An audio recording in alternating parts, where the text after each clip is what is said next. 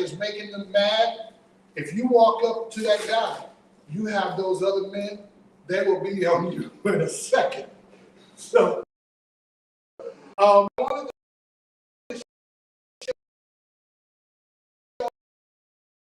the numbers, I don't know what happened next, but from the year 2011, this is one of those major events that I told you. That was also a Shemitah year event. Look at the deaths. If you notice, from 2011, year 2011 through 2019, 163 known mass death events in 49 countries.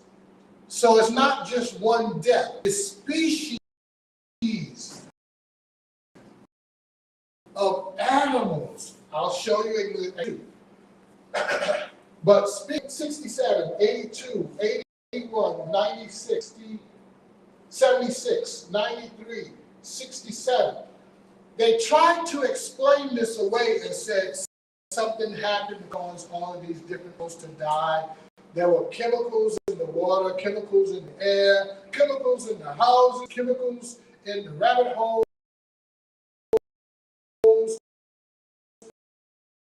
They just came up with it, whatever they thought felt, but explain all of this away. So let's look at some examples. Here are whales beaching themselves. Here, fish. This is Maryland, Chesapeake Bay, 2011. Once again, recording in that Shemitah year. Chesapeake, we know very well. This is a place which is in Virginia. My wife and myself, we flew many times on our way to and from New York, from New York to North Carolina. 11.5 million clams washed up in South Africa, March 19th. So Africa is not out of it. Africa is not out of it. Look at the honeybees by the billions. So if you kill off that many bees, guess what it's to the, not the economy. Yes, economy, but ecosystem. Ecosystem is affected by this. They are pollinators.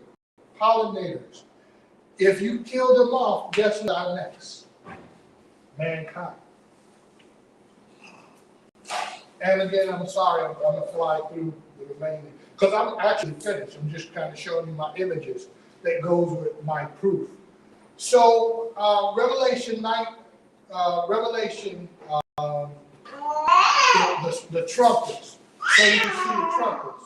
I showed you Africa or Accra. Extreme weather 2019 state of emergency for Canada, with some water levels expected once every 1,000 years. There's one day. Now I pulled this article in because of the year, the place, and the day. They're saying once every 1,000 years. And it hasn't been more, it hasn't only been once, because it's still happening.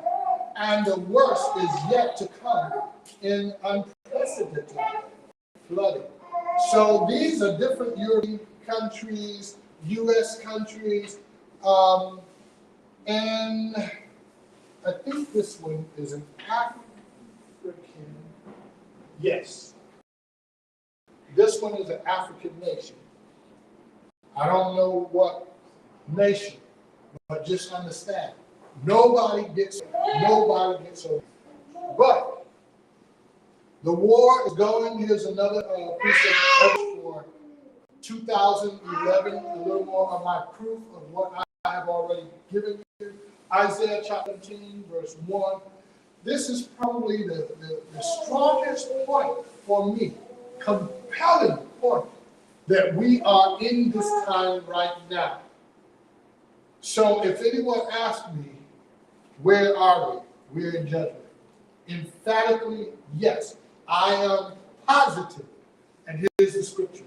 Isaiah 17, verse 1, the message concerning Damascus ceased. Damascus ceased to be a city and shall become a heap of ruin. 2011. That's when Damascus fell. Damascus is here, the capital of Syria. And we have Iraq, we have Iran. Some more about Iran. Iran is in the news again. I don't know if you know, but the Iranian president was just killed. And another high-ranking official, I can't remember his state general, I can't remember. But he was killed in a helicopter crash. And who are they blaming? U.S. They're blaming the U.S. So now do you understand why they're trying to get into the U.S.? And they said it. They said they know that the U.S.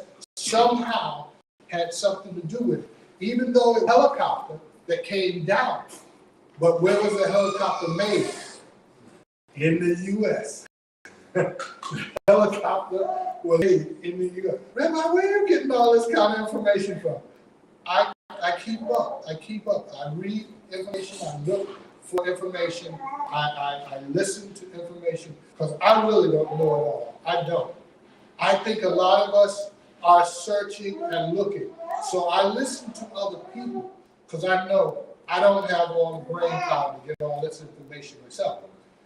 Well, are you telling us all this kind of stuff to scare us? No. So that we can be aware of what time we're in to save us. On the contrary. So 2011 was a Shemitah year. Why is it a Shemitah year? So it is a year of release. When is the next year of release? Then you say 2011 at 7, 21.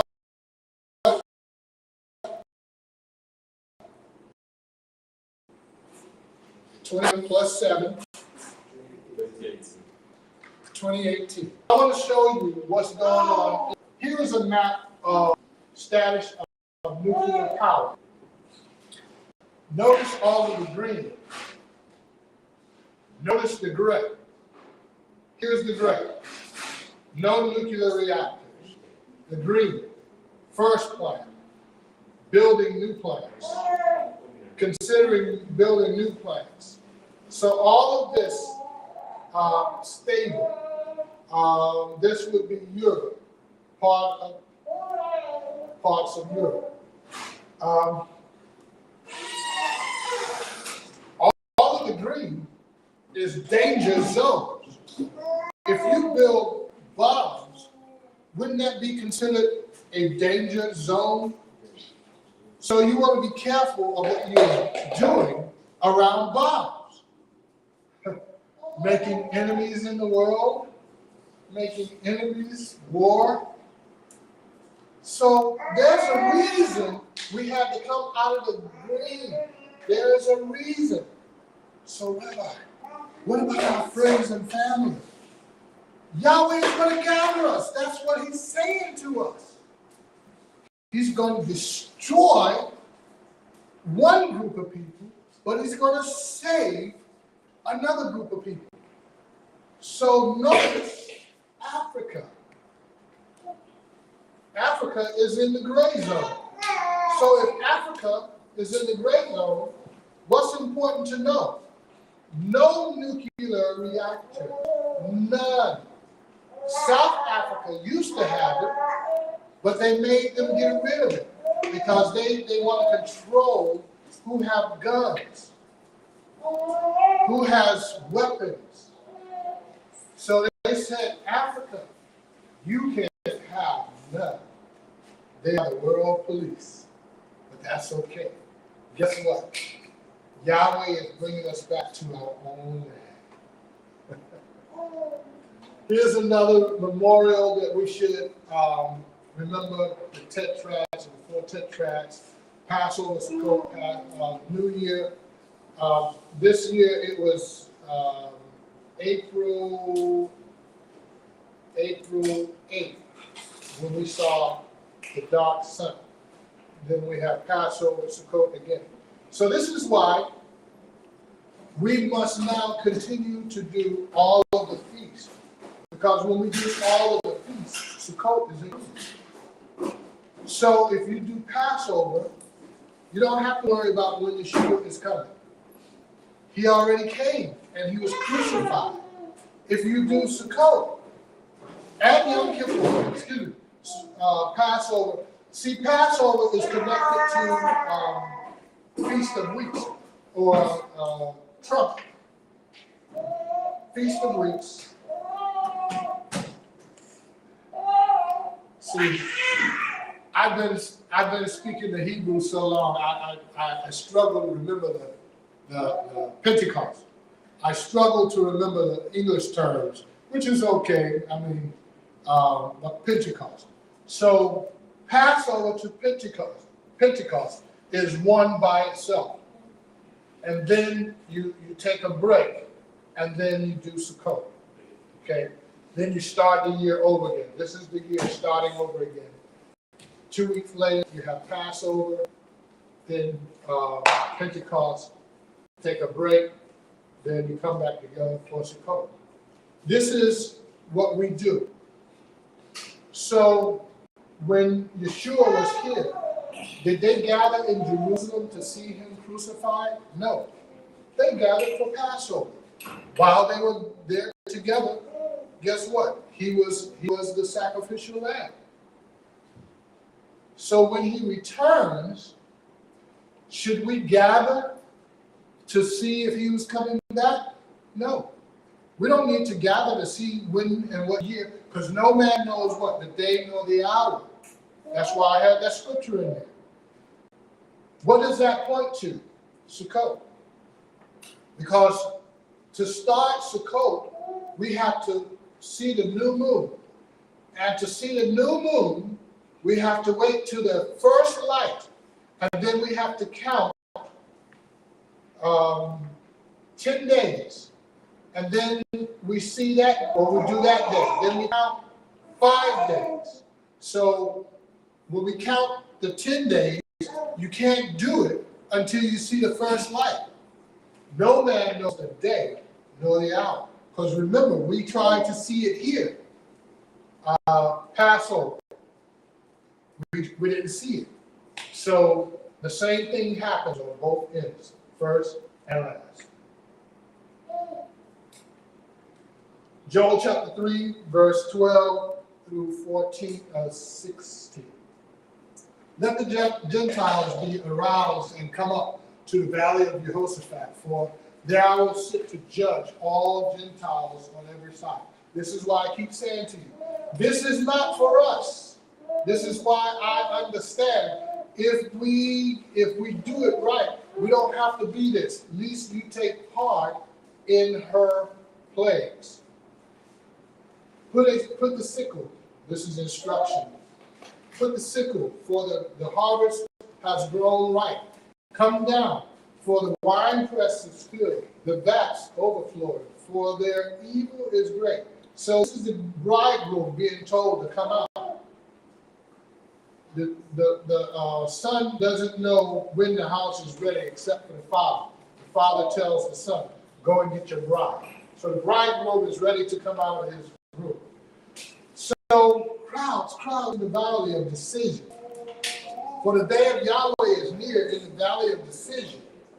Sun and moon shall be darkened, and the stars shall withdraw their brightness. This is what we have seen, what we will see. So these things are happening, and Yahweh shall roar from Zion. Who shall roar? Yahweh. And give forth his voice from Learing, and the heavens and earth shall shake. I told you I was going to be a big earthquake. This is how I know. When I see the last trump, okay, this is it. But where will we be? we will be in Chicago. Because that's where we're supposed to be at that time. But Yahweh, I'm saying it's going to happen this year. I'm not saying, please don't get that. Because I'm telling you, since 2011, 2013, 2014, I just know every year where I'm going to be. I know. All right, next year, where will I be? Passover through Sukkot. The year after that, Passover through Sukkot. I don't have to worry about when he's going to come. When he comes, I will be in the place that I need to be. But Yahweh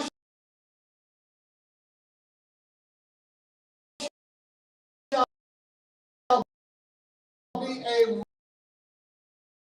Many people waiting for Yeshua to crack the sky and a bolt of lightning in his hand. That's not what it's saying here. The earth is going to shake, both heaven and earth. But Yahweh shall be a refuge. How is Yahweh a refuge? He gave us the plan of salvation. Keep Passover, the Sabbath, all of the holy days.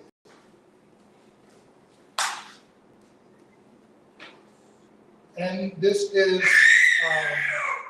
one of my last slides so that you can see. Do you recognize this? Remember the first plague in Egypt? What was it?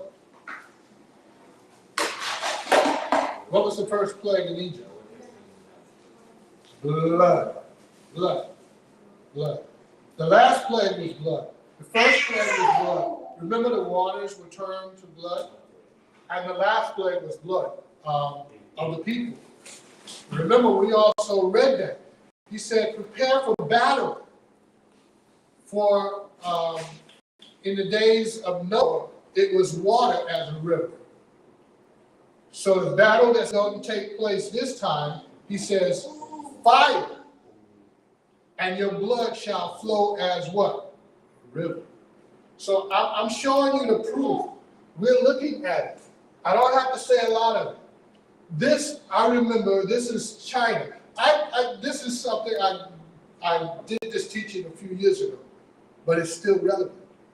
So we're not only seeing this in different, I use two for, truth is established at 2 or 3. So I only use 2. But this is happening in the U.S., the U.K. I can't remember I think I saw something here in Africa. So I just want to be careful that people don't misinterpret what I'm saying. When I say certain things, it can be misinterpreted as, okay, so Africa is the safest place. There's not going to be bloodshed here. No, there's going to be bloodshed everywhere. Everywhere. People are going to die. People are dying. Take the examples that you're hearing, you're seeing people move here. You're seeing on the news, people's lives are being stolen. When they thought they got to a type of promised land, they made it back here. And yet their lives have been cut short. And we are going crazy. I thought Africa was safe. I'm tired of Africa. I'm getting out of here. Where are you going? The whole earth is going to be judged. I'm going to show it to you right here. The whole earth. There's no place we can go on earth. Yahweh says, I am your refuge. We better run in him and stop trying to find a country to hide out in. I'm not interested in going back to the United States and staying. I'm interested in my family that's there. If I could convince them all to come here, I would never go back to the United States. Never. If I could convince all of my family to come back here, I would never go back there. I would be like Lot. I would be saying, I ain't going back. But anyway, here we go. The Georgia Guidestones, American Stonehenge are a granite monument erected in 1980 in Elbert County, Georgia, in in the United States a set of 10 guidelines in 10 brides, a set of 10 guidelines, Satan copying Yahweh, a set of 10 guidelines in the 10 commandments is inscribed on the structure in 8 modern languages, and a shorter message inscribed at the top of the structure in 4 ancient language scriptures. So this is to all nations, all people. 10 laws that they said to maintain. In the top, and this is part of my research, as I went out to find out what city, why, how can you have this in the United States and no one is put in jail, held liable, and it's still standing since 1980.